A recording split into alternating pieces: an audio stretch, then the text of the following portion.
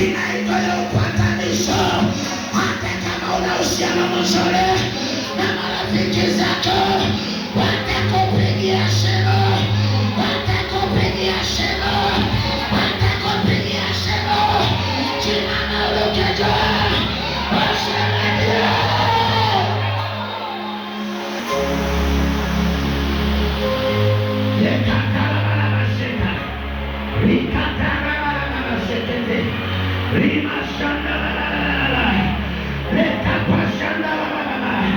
Maandiko yanasema Musa akamwambia Haruni, ninaongea na Haruni wako leo, ninaongea na Haruni.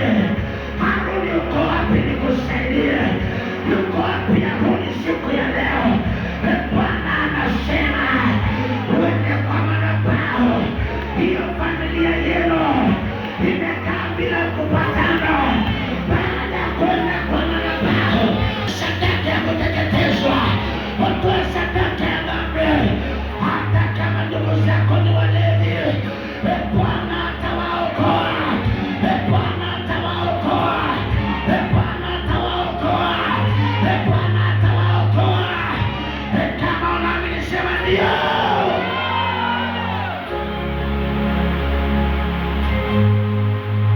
Sadaka ya upatanisho, sadaka ya upatanisho, sadaka ya dhambi, sadaka ya kuteketezwa. Leo tunarejesha Mungu kwa kazi yako. Leo tunarejesha Mungu kwa ndoa yako. Ningekuwa wewe ningesema haleluya. Mara pili sema haleluya. Ongea kwa hasira. Sema haleluya. Tunarejesha pesa kwa pochi yako.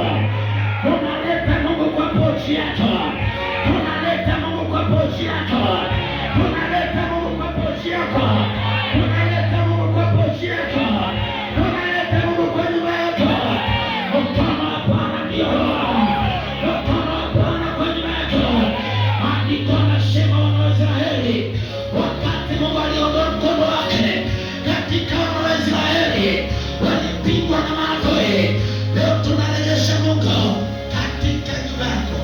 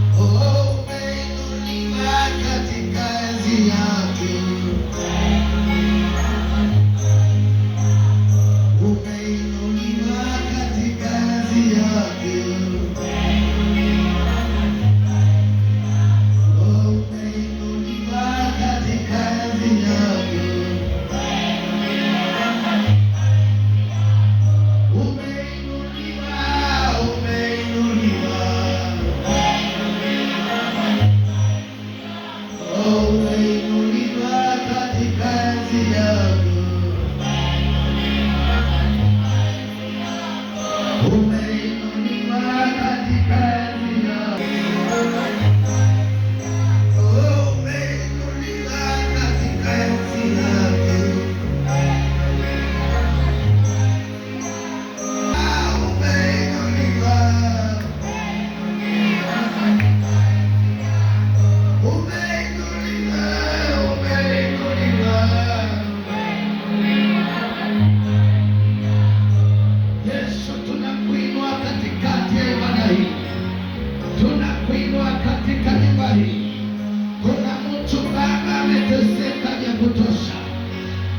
tunakuinua katika ibada hii.